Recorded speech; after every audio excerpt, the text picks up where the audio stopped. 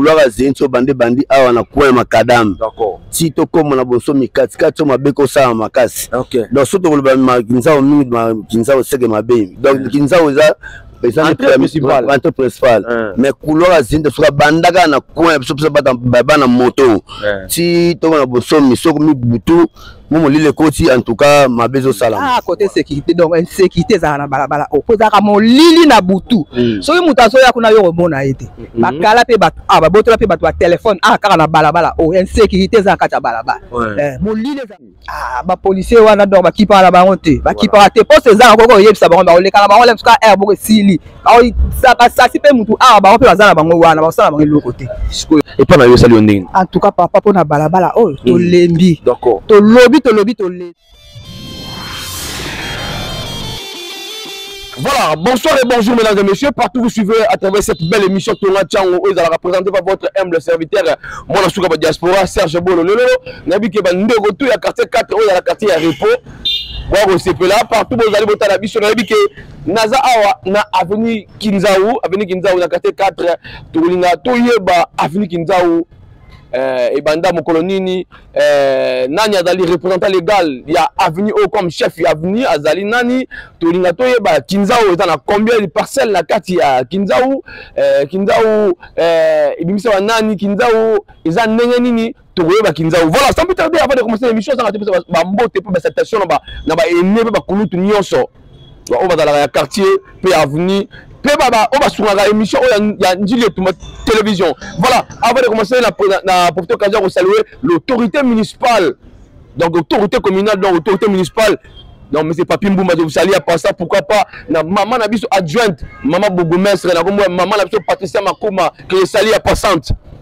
Ah ça oublier ba commandant ya district ba commandant tout au basimba mon Souka ba diaspora Serge Bolo toujours na solo yango tonga changu de tonga changu na loba que non njili beba na loba ke njili ezo simba te toyeba banani obalingaka njili évoluer pe banani obalingaka njili évoluer te awa tolobelaka ba sur le plan sécuritaire tolobela sur le plan d'assainissement tolobela mo ba point essentiel o tomeka ko lancer pe ya komeka ko relater bino ba histoire ya venir parce que ezala ba bilo o to mona venir o donc vraiment na habité sur na koloba ndenge nini.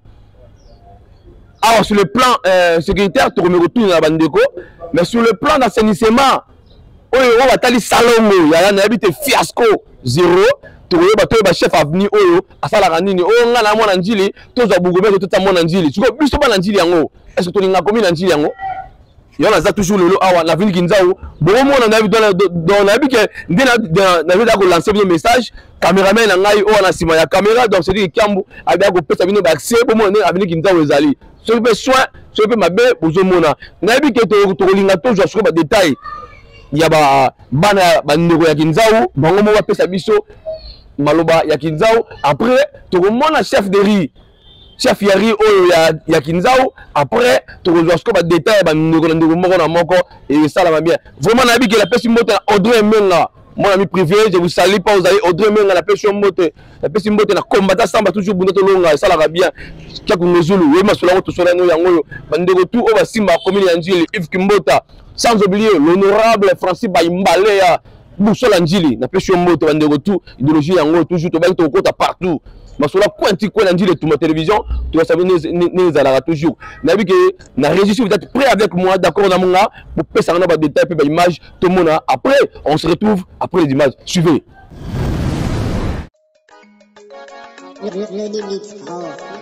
Ça c'est verbe être c'est pour nous mandiangu frappe fort non violence mieux vaut tard que jamais RDC.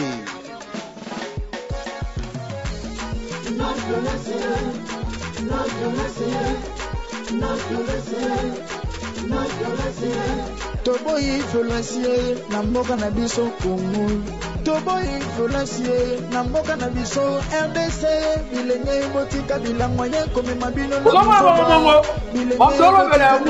komema bino na kolona. Elenge mwasi ye ake koluka mosala. akomi na mosala ye yakutani na kola entreprise ye apajo na mosala ye asengi yaleka na mekango no violence no violence no violence no violence no violence no violence ozali ministre kobuka kesi eleta te ozali ministre kobuka kesi eleta te. Voilà, maman, bonjour. Bonjour, papa. Comment on a dit? Maman Dina. Maman Dina, tu as déploré tout le monde, maman, on a vu na yo kinza ou awa, et puis c'est sûrement pas si. Donc, la première, tu as sentiment, deuxième, tu as pour la sécurité. Pour un sentiment, salon, donc tu remarques la ville kinza ou na yo et la salité, et pas na yo sali onding. En tout cas, papa, pour na balabala, oh, to lembi. D'accord. To lobby, to lembi.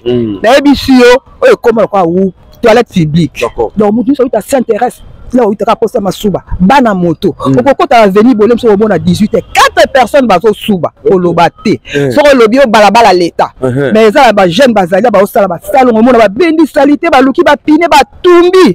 Ba longo pe la salité comme propre. Lobby là au kuta na ba te kaka na s'intéresse. Oh comme toilette publique. Au coco t'as salité ba makina bango ba kalinga, ba salité na bango nyoso ba sali kuna ba posto ya ba malala. Mais ko boaka ah soko lobby au meninga ba ka balabala l'état. Mais bato ça jeune garçon moi zalaka comme ne toba yepena futa rane muta pusu mboka longoli a longoli be ba me ko lupanga ki pakala bango kutu tali ba kote loka ba porte la ba tala makuna na balabala donc awe tali ba kote sikoyo ninge ezaboy o ezaleka mama bourgmestre be mama Fati be mama nani non Fati te bourgmestre te ça biso moko peuple pe tozo be bisa toloba kaka boya ko tale la biso non yo tango zuma matiti na o boaki wana siko bourgmestre ou bien président longolela biso moko to ko sala salon na ndenge na biso neti ba sanu mais jamais so vous les bêtes o lekate ma suba nie awa c'est la venue c'est la salon te ça la manon salon on va venir ça la salon on va la buba so chef de riz a venu à yebi ba yebi na ba mona ba leka kawat OK voilà, merci beaucoup maman. Donc voilà le premier point. Deuxième point, tout le côté sur le plan sécuritaire. Aux sécurité na bino pe ya commune pe pardon pour l'avenir na bino Kinzao et ndengini. Ah côté sécurité donc insécurité za na balabala opoza ka molili na butu. So yo mutaso ya kuna yo mona ete. Bakala pe bat ba botola pe bat wa téléphone kaka na balabala insécurité za kata balabala. Molili za ka makasi bo ete. Mais bon pour ça pose exact mini. Ba policier wana donc ba kipa na bango te. Ba kipa te pose za ko yebisa bango ba oleka na bango lem ska bo sili. Ba sa si pe mutu ba pe bazana bango wana ba sala le côté sikoyo awa eloko obo déplorer salongo insentement zéro fiasco na insécurité totalement na avenue quand tu as venu insécurité salon et sala maraté salité na reso papa moi so moniki moi propre boseke basi ba bendi moi ndamba salité so mbule beto ko lekate papa o lekate merci maman obe comme nani maman Dina Kiere maman Dina Kiere donc on yanzi na mustakata moi mbote la bastakata batalo oh mbote nakisakata Kisakata. Ah bobo ola po voilà ngala mbote donc mborenge donc qui yanzi mborenge ah toza ba deko kaka te ah bobo ola po merci maman toko merci maman comment on a s'il vous plaît nga comment nga Jive Lusala voilà Jive Lusala les to ko kitana na avenue Kinzao to ko détecter moi biloko mo to constater awa ezami balé au maman bazo plaider d'abord on va plaider sur le plan sécuritaire ezama la monter deuxièmement va plaider sur na tali assainissement ya salité donc salon et sala maraté pour na yo blogi balé wana premier pas on a ya sécurité alors ça la ndeni bon pena donc selon conjoncture ya mboka na biso donc na mona mato passera pena donc to ba neti mabe donc to vivre vraiment mabe donc to zama na condition te d'accord o ma que ça c'est que ya ko vivre ngo donc côté sécurité vraiment en tout cas donc zéro vraiment donc zéro de to zama na sécurité malonga te siko akinza o ba mteli la bi est-ce que ya pour moi bola ça on chef à quartier donc ils ont un moyen ezali et comme on appelle un message comme on pas chef de quartier mais il y a pas c'est ça là nini bon comme ça message mais pour pas jouer vraiment musala na message bien comme ici ils ont moi qui passe donc tout ça la sécurité donc il y a chef à riz dans la pembeni awat chef de riz bon chef de riz d'habitude que ça pembeni mais ngane non tukutana na été mais n'habitude ça ali ata ba salon ça bato awate bon bah salon moi qui va aller au salon na série ya nani ya Kini Bopeto donc na minute oyo Kini Bopeto pe kufa donc to ba neti makambo pe sene kufa na donc ça m'a raté donc ala donc Kinzao Matali salo sala maraté donc zéro vraiment voilà yo osenga na ba autorité nini oyo ya commune ya Njili pona yo tango za mwana ya Njili osenga nini bon ngana eloko na osenga po eza naza mwana Njili po eza commune po eza commune na biso pe toza na mboka na biso Congo po to mona na bamboka msuni ti bamboka étranger to mona teke par rapport na biso ne desalaka donc to mona ngo ke biso ezaka pa na biso donc salité on les canadiens moi suba on les canadiens moi ba bêtises ba bien moi salité donc nous tout le monde na Congo en tout cas vraiment donc propre pena exacté. Merci beaucoup. Merci pena merci na ba chef na ba continue biso so ba kosunga biso na sécurité ba kosunga biso na tala ba makambo yo tali ba soin na balabala en tout cas et ça pena bien pour na mboka na biso le kuma mboka na biso. Merci beaucoup, à la prochaine. Merci madame, merci. Merci beaucoup mesdames et messieurs, nous avons lancé na meka ko ya ko relater na début que non on meko kuta na bandeko la biso oyo Avenue Kinzao toyeba Avenue Kinzao eza ndenge nini na biki na kutena ndeko na South Africa koto ya noko avril noko ya commune ya Njili ndeko na nga bonjour. Bonjour. Comment nani? C'est comme na Serge Tchétché. Serge Tchétché. Donc Serge Tchétché ngabe Serge Boule mona suka ba diaspora en tout cas au moins en tout cas boyi malamu lelo na idéologie na pisa tonga chango en tout cas boyi malamu. Merci. Ndeko Serge na kuchololo oza mwana Kinzao. Naza mwana Kinzao. Ubutamiawa. Na botamiawa na Kinzao. Okoli na Kinzao. Na koli na Kinzao. Voilà, sur le plan sécuritaire na bino ya Avenue Kinzao pour la sécurité ezala nini? Bon, sécurité na Kinzao ezala bien mais maintenant on est comme mabe makasi. D'accord. Moi mabe makasi point avenue comme na moi mutungisi moi bana ba ota seboye.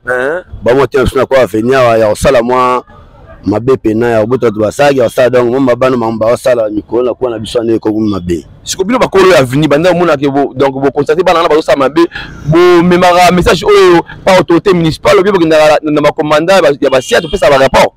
Bon na otala bo na commandant siat ba parce que la police oyo rapport oyo la police biso awa pembe na wa ebi yango. Bon ko ke ben très ba na commune to kenda te mais ba ni na biso awa ba yebi. Bon chef de rue na bino. Chef de na biso pe aza koyeba parce que ali solo ayebi yango po aza pe musikate a pembe na biso a bon le chef à quartier chef à quartier chef à quartier na yebi te po na tika to traîner ko koma ko pese rapport au tenabi ka partage chef de rue akoyeba yango ba événement to il est kaka awana avec Kinzao o bazo boto la bazo agresser bazo boto la biloko chef ya quartier chef Mbemba azala au courant. Bon, en tout cas, na évité soit mais chef de rinde a évi chef tourné nini baba la moko. Ayoka ali sola yebi solo. Si déjà a bengsa batutu ya Kinzao ya goya awa ya go solo la ba ke Kinzao ma esi mate ma meza boye c'est déjà a bengsa bino batutu ba donc babita en venir. Et en tout cas wana no a bengsi biso nan to vandi te le ko on ka bengsa nan te. Voilà Kinzao ça combien de parcelles? Kinzao ça moulaïté. Voilà. Donc, n'habite ndeko na biso za mwa moke mais Kinzao dans 41 parcelles, n'habite no 41 parcelles, o eza toujours na avenue Kinzao. Ndeko na ngai, siko yo ko senga nini na bato oyo o ba ota la biso, ba autorité na biso ya commune ya Njili, ba notable, ba conduite, bato ba simba commune surtout numéro 1 commune. O za na kombo ya monsieur le bourgmestre Papi Mbumba Ngalema. Pona yo ko bani pona bourgmestre tala bien lancer message. Pona bourgmestre là na senga ame ko sunga biso pona sécurité to baka Kinzao kaka yango ka te couloir zinso bandi awa na coin makadam. D'accord. Si to comme na bonso mikati kato mabeko sa makasi. OK. Donc surtout le Kinzao mingi Kinzao seke mabe. Donc Kinzao za entrée principale mais couloir zinso suka bandaka na coin biso bata bana moto. Si to na bonso misoko mi butu Momo lile koti en tout cas ma bezo salama. Voilà. Pour l'enseignement siko to comme ma salongo. Avec na bino Kinzao sala salongo. Bon avec na biso na salongo. Ce que ça pour na biso mo côté. Ndeta mso fulu na bo coin au monde de ce carrément bato lekata o lekate. Pour bola na temps beaucoup bola ngoti ba matiti bato ko suba bana biso ka venir basande ko silika. Ni bato ko suba wana elinga pe makelele. Ya to pekisa bango mais biso to koma kozwa mina ya kombola ya kotumba ya moto pile to kombol to sangisi pine na maître Toms ndeko moi ça na tourner le pang awa na piscine na pe JP ya tolé donc kombola besoin matin kombola ya kotumba sanction tout ça c'est moi attendez ah ko nzela c'est katana da bato alika sauter oyebike baye bakabota ndako na rideau yango pena siko rideau na bino entrée na bino ya rideau na bino ya Kinzao ya salité pona yo est-ce que boye donc et puis ça le kumu bien peu le komote et puis le komote siko oloba nini pona bato salongo pona venir no pona venir nga na senga promet atine na biso bato salongo pena oya bongo ya commune ndi ba sa salongo en plus la police a vraiment charge ya surveiller bato bayo ya matiti d'accord wa boaka bakanga peut moi biso c'est ma mota musu ça bien té ya kanga bato wana na bato masuba na bidon ba bidon bato wa maison au moment que nda teka wana asubi na ebite so kale kwa kati wa maison so ba pongo futa wa maison ba peksa bango kota au suba donc et ça peut donc moi on passe na mulangi boye na c'est donc il passe d'accord merci beaucoup Ndeko Serge. OK merci voilà maintenant mingi merci. Voilà, merci beaucoup Ndeko Serge. Donc Tchétché pour l'intervention na yo, je crois que nous battons partout.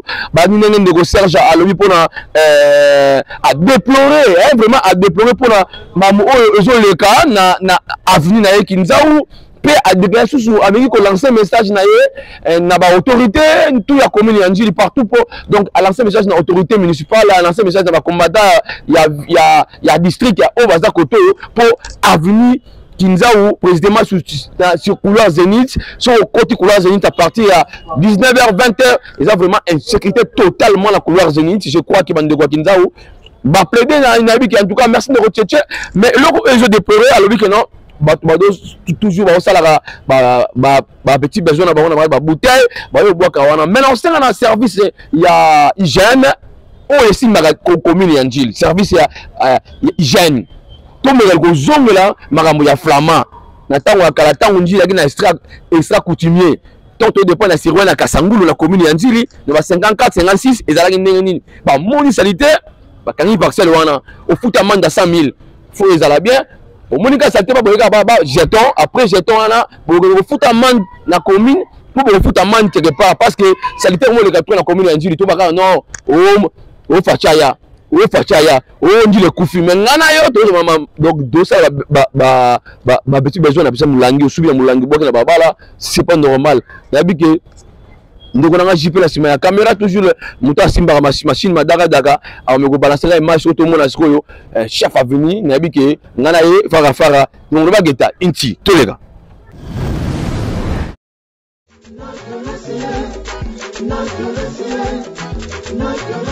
Tant peu nos cœurs désirent dans la pire. Lève nos yeux et prends nouveau une voix de mai. Peuple unis restons soudés d'une mère d'un père. Tant toute pour la violence, peuple congolais. Nous disons non, nous disons non, nous disons non à la violence. Nous disons non, nous disons non, nous disons non à la violence. Monsieur, on a début que nous avons chef d'avenue, chef de riz, donc pardon, chef d'avenue, il y a avenue Kinzao, donc là je crois que tous les gens devant parcelle et chef de riz, il y a avenue Kinzao, pour tout détail, na organigramme, il y a avenue Kinzao, et ben quand on a combien de parcelles, mais auparavant on a vu que Kinzao on a 41 parcelles, tout le monde nouveau venu, oh il y a avenue Kinzao. Sur le plan sécuritaire, sur le plan il y a d'enseignement. Avenue Kinzao. Voilà, mesdames et messieurs, on a toujours na quartier 4 la réalité merci à Dada Kitala, donc de près de loin, toujours dans la Longo. Merci à celui qu'on appelle honorable Francis Baïmbale, au Boussol, la commune Yanjili. La pêche moto comme ta samba na tirote mikolo zalanga pembeni. Merci na Flori Lobak le Bogar, merci na Flori Mamengi. Toujours aux anabiso longo, na bi que toujours continuer kalami ngite na poussana pour to le mona chef de riz, il y a avenue Kinzao, na bi que na caméra va faire image tout monde à suivre. Merci mesdames et messieurs, dès qu'on a début que notre chef, là je crois que vous avez fait partout vous allez en direct dans la biso, vous allez parler en boca, à niveau de France, Paris, Allemagne, Londres, partout vous allez la biso, on a vu que PPT vous en direct dans la biso. Merci à celui qu'on appelle monsieur Baïmbale, François Baïmbale, toujours pour le mot, pourquoi pas na autorité municipale. Donc excellence Papi Mboumangali, sans oublier maman Nabiso, maman Maman Patricia Makuma. Voilà, nous sommes devant chef Diri. Aza Awa, chef, bonjour. Bonjour. Comment est chef? Mulambo Nzola Meso Edmond. Milambo Nzola Meso. Mulambo Nzola Meso Edmond. Merci papa Edmond, en tout cas Baimboka baza na yo longo, donc Baimboka oyo commune Yanjili, Baimboka oyo partout na biso longo. Papa Edmond to yo lelo kotala avenue na yo, to kotala Bitamboli avenue Kinzao e banana nini. Kinzao en principe biso to ya na ba 54 déjà et c'est bandaki Kinzao hein, Kinzao bandaki ba 54. OK. Ouais. Ils ont na combien de parcelles tozaka na Kinzao tant tozaki na 41 parcelles. Voilà. Les lots de communes de plus ou moins à 51 parcelles, c'est plus ou moins 10 parcelles excédent. D'accord. Voilà, merci beaucoup. Tu as vu que tu as la mine sur le plan sécuritaire, plan d'assainissement, tu as vu que voilà, d'accord, tu as sur le plan sécuritaire, il y a Avenue Kinzao. Kinzao, c'est le plan sécuritaire, ils ont bon, Kinzao, sécurité, bon, partout, moi, anomalie et raté. Surtout la génération Oyo, biso ba mikolo toyo eye, et ça, la génération Moko. Mais en tant que chef de riz, par rapport à ça, la pas chef de quartier. On va bien on a la mouki, na salaka moi ronde na riz, on a permettre le chef, il peut pas là qui a yé baké, et là on est passé sans biso yé peut moyen yé baké, et ça en principe les mais ce qu'on a anomalie zali et ça a chef peut-être même maintenant le logo moi na muke awa na komemaye nanu pas ya chef na bengi chef na logo moi na tantôt na tiki na la police tant que chef payé akoko là la paix na la police to kene na pe ba kene ba sali rapport na affaire sociale yende mzaza habilité ya kosoudre sa problème moi voilà pe moi na pas adresse na ya PC to duki ba parents na ye ba ye to restituer bango bana mwana na ye oya bungaki. Voilà, merci Papa Mbemba de l'Andio, merci Papa chef Edmond, merci. N'a plutôt qu'à vous saluer, chef Yakate 4, Papa Mbemba, je vous salue. Donc, on a vu que dans ma casse, on a opé, na toza ma belle na yo. Voilà, Papa. Tolandi no lobby sur le plan sécurité, ça passe Mramto et Zamoka. Population Baïkolela, Balobi sur le plan d'assainissement, quartier avenue Kinzao, et ça vraiment la salon de Salamaraté. Pour nous, pour relancer le message, ni peut au Robani, au Bassani, au Balobi pour la pour na salon, to salaka salon ezalaka samedi. Chaque samedi, to salaka mais assainissement pour le moment awa na liboso de salubrité pendeza kosimba kate. Biso pe to jaba chef de riz. To ko sala pe salon ponga na za lokola to le exemple ne diduki. Ngamo ke pana ngena za na propriété mo so ke na liboso ko mona propriété parce que tant que oza chef so le bila mutaza permis longola matiti wana akoyebisa yabi oh ye chef azal bananga na longola matiti bongo ye moko pana yekuto tala salité za kuna mutu akosala nini akoyeba ngape soko na moni mabe nakendaka na lupango na pandi na luki mukola lupango pe na pesi rapport atala boy to veyaka mais ba outillage ne salaka te po moi ba chef de riz po ba salaka ta moi neti ngai pa na ngai ya outillage no te sa ngamo nyonso c'est la peine dans la bureau quartier aux oraté mais babilo comment ba pesa kabiso ezalaka nango penda bien te ça va papa tout à l'heure moi muké tout à l'heure awa pour te donner la ciment tout à l'heure image voilà muké tout à l'heure ça c'est verbe être Sebuno Mandiangu frappe fort non violence mieux vaut tard que jamais RDC.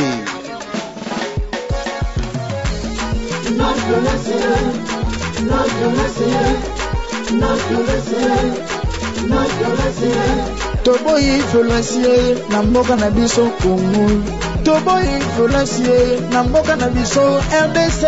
Bilenge botika bilangwanye komema bino na buzoba. Bilenge botika bilangwanye komema bino na kuluna. Toboyi violence na mboka na biso Congo. Toboyi violence na mboka na biso RDC. Bilenge botika bilangwanye komema bino na buzoba. Bilenge botika bilangwanye komema bino na kuluna. Voilà papa, je crois que Hollande image on a bien, on a l'image d'Engeza. On a eu tant que chef na bongo donc eso le beloni. Bon problème eza mpona lupango wana en principe na koloba boye namona ki yango lobi pe na tongo ba pesa inga rapport. Et bato mususu ba uta koto yo ba okene ko kwa kaka match ba 4h30 ba 5h30. Bon et le repère ça va passer biso siko nde problème électricité. Donc ça la 4 jours pour un zate. Autozaki na proposition que so pour un zate même pendant la nuit. Et pendant 18h titongo pour un zate kanango donc to cha projecteur. Parce que à partir de projecteur moyen mutu a irne ezate. Et puis na ngana luka propriétaire malheureusement propriétaire na ku famille. Amona ka suta potanda apanda kuti na ne papanda kawanati. Moi si na yende mutasala kama lewa alambi ngako na proposer ki so kurenza laki to cha projecteur et puis ba fongola porte moko côté oyaboy ma porte de secours porte munene bakanga kama pendant la journée ba fongola porte pour permettre mutu nyonso to moya suba ezate mais bango bazaka na porte liboso oyebe mama na soka teki malewa akena ye ndako soko ye moko pena azalaki pena bonne santé boy ezala ngo proposition kurenza libo che projecteur au pongoli portail moko mwa munene ya secours l'autre portail comme kaka neti camion yeko kota to voiture ko pongoli mais siko lokola bango porte batala côté kuna yango za ko pesa ka voilà parce que ba imboka nyonso ba ko déplorer ba olela ki avenir kinza na parcelle wana ba mundu aki posa a sala petit besoin aoya wana tout le monde na pas petit bouteille oyo bato ba ko boka kala balabala to éviter okono na bana mike pe mona ba salité ba ko kaka wana tu vois qui ont donc tu yaki de pour quoi oyoka maloba na yo o lancer mbela pe o loba na etando na biso yanti tout tellement lobi que non vous en a problème pour l'électricité et on est à cause na yo moni o lobi mais na éviter selon à part l'électricité salon au salisaka ou pas au salisaka.